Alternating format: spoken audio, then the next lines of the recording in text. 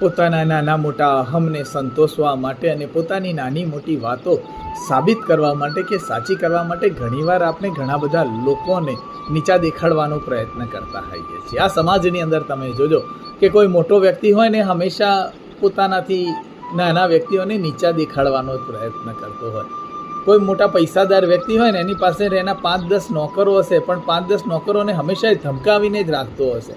બધા નોકરો એવું જ કહેતા હશે કે સાહેબનો સ્વભાવ તો બહુ જ ગરમ છે, એમની સામે ઊભું ના રહેવાય, એમની સામે જોઈ ન શકાય, આ સાહેબ તો કોઈનું ચલાવી ના લે. પણ એ જે પાવર છે ને એને પૈસાનો, ધન અને સંપત્તિનો છે.